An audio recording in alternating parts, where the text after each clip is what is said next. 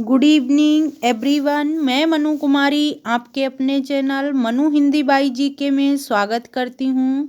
आज हम लोग वर्णमाला की नेक्स्ट क्लास करेंगे। देखो, उत्क्षिप्त व्यंजनों की संख्या कितनी है? तो 2 है। कौन से हैं? तो डा और ढा हैं। आगे लिखे हुए हैं, अभी रिवीजन होगा। अंतस्थ व्यंजनों की संख्या कितनी है? तो 4 है। ऊष्म व्यंजन कितने हैं? तो 4 हैं। अंतस्थ व्यंजन है या, रा, ला, वा। और ऊष्म व्यंजन है छोटा सा, बड़ा सा, पेचरो सा, हा। और फिर आगत व्यंजन, तो आगत व्यंजन कितने हैं? 2 हैं, जा और फा हैं। संयुक्त व्यंजनों की संख्या कितनी है?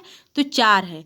संयुक्त व्यंजन देखो, संयुक्त व्यंजन है छा, त्रा, ज्ञा और स्रा। फिर देखो, डायरेक्ट क्वेश्चन बनेगा कि छा वर्ण किन 2 वर्णों के संयोग से बना है?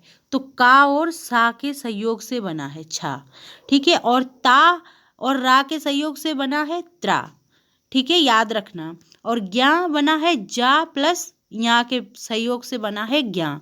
और स्रा बना है सा प्लस रा के सहयोग से। तो 4 ये वर्ड हैं, 4 क्वेश्चन हैं, अच्छे से याद रखना। फिर आता है का वर्ग की ध्वनियाँ, का, खा, गा, घा, वा। और फिर आता है चा वर्ग। चा वर्ग की ध्वनियाँ है चा, छा, जा, झा, या। फिर टा, टा वर्ग की ध्वनियाँ है टा, ठा, डा, ढा, अणा। फिर है ता वर्ग, तो ता वर्ग की ध्वनियाँ है ता, था, दा, धा, ना। पा वर्ग की ध्वनियाँ है पा, फा, बा, भा, मा।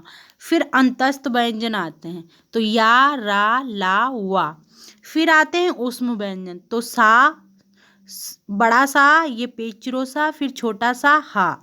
अच्छे से याद रखना। फिर आते हैं आगत व्यंजन, तो आगत व्यंजन हो जाएंगे जा, फा, जा और फा। फिर आते हैं संयुक्त व्यंजन, तो देखो फिर से रिवीजन हो जाएगा छा, त्रा, ज्ञा और स्रा। फिर आते हैं अर्धस्वर, तो अर्धस्वर कौन से हैं? या और बा को अर्धस्वर के नाम से जाना जाता है, याद रखना। फिर आते हैं लुंठित व्यंजन, तो लुंठित व्यंजन है रा। डायरेक्ट क्वेश्चन बनेगा कि लुंठित व्यंजन कौन सा है? तो रा है। फिर पार्श्विक व्यंजन है ला। उष्म संघर्षी व्यंजन है छोटा सा, बड़ा सा, पेचरो सा, हा। अच्छे से याद रखना। फिर आते हैं उत्क्षिप्त व्यंजन, तो उत्क्षिप्त हो जाएंगे डा और ढा। फिर आते हैं अघोष व्यंजन, तो प्रत्येक वर्ग के प्रथम और द्वितीय वर्ण तथा फा, सा, छोटा सा, बड़ा सा, पेचरो सा, ये अघोष व्यंजन है। प्रत्येक वर्ग जो का वाला है ना वर्ग, का और खा, नहीं, का और चा, फिर टा वर्ग, फिर ता वर्ग, फिर पा वर्ग, इन वर्ग के पहले और द्वितीय वर्ण जो होता है ना, तो वह अघोष व्यंजन में आता है, याद रखना। यानी पहला और द्वितीय वर्ण किस में आता है? तो अघोष व्यंजन में आता है। इसके साथ साथ फा और सा, ये छोटा सा, बड़ा सा और पेचरो सा, ये भी अघोष व्यंजन है। फिर आता है सघोष व्यंजन, तो सघोष व्यंजन प्रत्येक वर्ग के तृतीय, चतुर्थ, पंचम वर्ण तथा डा और ढा, जा, या, रा, ला, वा, हा तथा साथ में ही सभी स्वर सघोष हैं। अच्छे से याद रखना। डायरेक्ट क्वेश्चन बनेगा कि स्वर क्या है? तो स्वर सघोष व्यंजन है, ठीक है। स्वर सघोष में आते हैं, यानी स्वर क्या हो? तो सघोष हैं, याद रखना। फिर आते हैं अल्प प्राण, तो अल्प प्राण कैसे याद करोगे? प्रत्येक वर्ग में प्रथम, तृतीय और पंचम वर्ण तथा सभी अंतस्थ व्यंजन या, रा, ला, वा क्या है? तो ये अल्प प्राण में आते हैं। फिर आता है महाप्राण व्यंजन है, तो प्रत्येक वर्ग के द्वितीय व चतुर्थ वर्ण तथा ऊष्म वर्ण यानी सा और सा, हा, यानी ये सब महाप्राण में आते हैं। जैसे हम लोग जब बोलते हैं ना, अगर का बोलेंगे तो इसमें ज़्यादा हमारे जो गले से आवाज़ नहीं निकलती।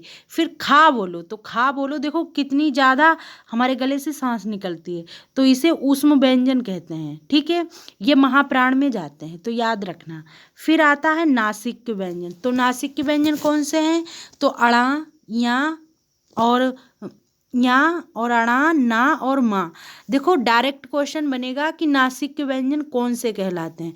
तो जो वर्ग के 5वां अक्षर होता है ना, उनको हम लोग नासिक के व्यंजन के नाम से जानते हैं।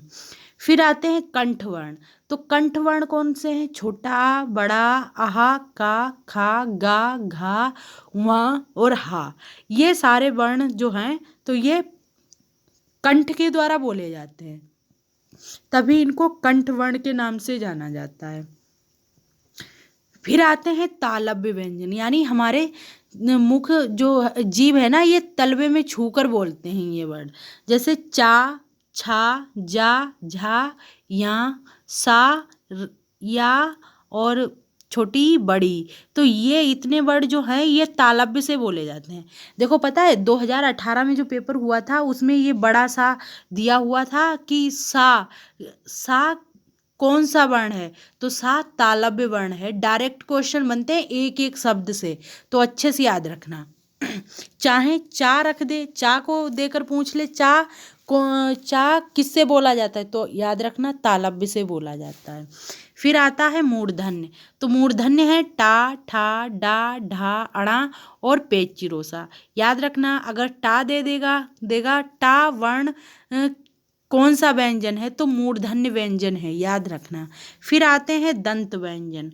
तो दंत व्यंजन कौन से हैं? ता, था, दा, धा और ना। तो दंत व्यंजन ये सब हैं, अच्छे से याद रखना। फिर आते हैं ओष्ठ व्यंजन। तो ओष्ठ व्यंजन कौन से हैं? पा, फा, बा, भा, मा। सारे पा वाले सभी व्यंजन ओष्ठ में आते हैं। फिर देखो ये वेरी इंपॉर्टेंट है, दंत ओष्ठ व्यंजन कौन सा है, तो ये वा दंष्ट ओष्ठ व्यंजन में आता है, अच्छे से याद रखना, कई बार पेपरों में पूछा जा चुका है ये। फिर आता है आयोग, वाह और अनुस्वार। अनुस्वार पता है, अनुस्वार जिसमें अंग की बिंदी होती है उसे अनुस्वार कहा जाता है। ये दोनों आयोग वाह में अनुस्वार और विसर्ग दोनों आते हैं आयोग वाह में। और फिर पता है अनुस्वार किसे कहते हैं, तो अनुस्वार अंग की बिंदी को अनुस्वार कहा जाता है। और विसर्ग किसे कहते हैं? विसर्ग आहा की बिंदी को विसर्ग कहा जाता है, याद रखना। फिर आता है स्पर्श रहित काकल्य ध्वनि, स्वर यंत्रामुखी या घोष ध्वनि या ऊष्म संघर्षी ध्वनि। तो किसे कहते हैं? ये हा वर्ण के लिए इतने सारे क्वेश्चन हैं। देखो डायरेक्ट क्वेश्चन पूछेगा कि स्पर्श रहित कौन सा वर्ण है, तो हा है। डायरेक्ट क्वेश्चन बनेगा कि काकल्य ध्वनि के नाम से कौन सा वर्ण जाना जाता है, तो फिर भी हा आंसर होगा। फिर डायरेक्ट क्वेश्चन बनेगा स्वर अंतरामुखी वर्ण कौन सा है, तो फिर इसका आंसर हा होगा। फिर होता है इसको घोष ध्वनि या फिर ऊष्म संघर्षी ध्वनि के नाम से भी हा को ही जाना जाता है। इतने क्वेश्चन बन सकते हैं और आंसर क्या हा ही है, तो अच्छे से याद रखना। देखो फिर अभी थोड़ा छूटा हुआ था तो इसको भी कंप्लीट कर लो, स्वरों वाला। यानी कुल स्वरों की संख्या कितनी है, तो 11 है। और स्वर कौन कौन से हैं? छोटा, बड़ा, छोटी, बड़ी, छोटू, बड़ऊ, ऋ, ए, आय, ओ, आओ। ये हमारे 11 स्वर हैं। और इसमें देख लो अनुस्वार है तो अंग अनुस्वार में आ जाएगा। और पता है यहाँ पे अनुनासिक, इसमें चंद्र बिंदी आएगी। यहाँ पे देखो इसमें चंद्र बिंदी आएगी, ठीक है, याद रखना। और विसर्ग तो अभी हम लोगों ने पढ़ा है कि आहा होता है, ठीक है। फिर देखो यहाँ आगत ध्वनियाँ हैं अर्धचंद्र। तो अर्धचंद्र और दूसरा हो जाएगा नुक्ता, याद रखना, ठीक है। फिर आती हैं छोटी, बड़ी, ऋ, ये स्त्रीलिंग शब्द हैं। और बाकी हमारे जो छोटा से लेके ज्ञा तक जो वर्ण हैं तो सभी पुल्लिंग है। डायरेक्ट क्वेश्चन कई बार देखा गया है कई पेपरों में कि बड़ी ई स्त्रीलिंग है या फिर पुल्लिंग है, तो याद रखना स्त्रीलिंग है। क्वेश्चन ऐसे भी बन सकता है कि बताओ वर्णमाला में कौन से शब्द स्त्रीलिंग हैं, तो छोटी, बड़ी और ऋ ये स्त्रीलिंग शब्द हैं, बाकी सभी पुल्लिंग हैं, ठीक है। तो अच्छे से याद रखना। अब हम मिलेंगे नेक्स्ट वीडियो में नेक्स्ट क्लास के साथ। जय हिंद, जय भारत।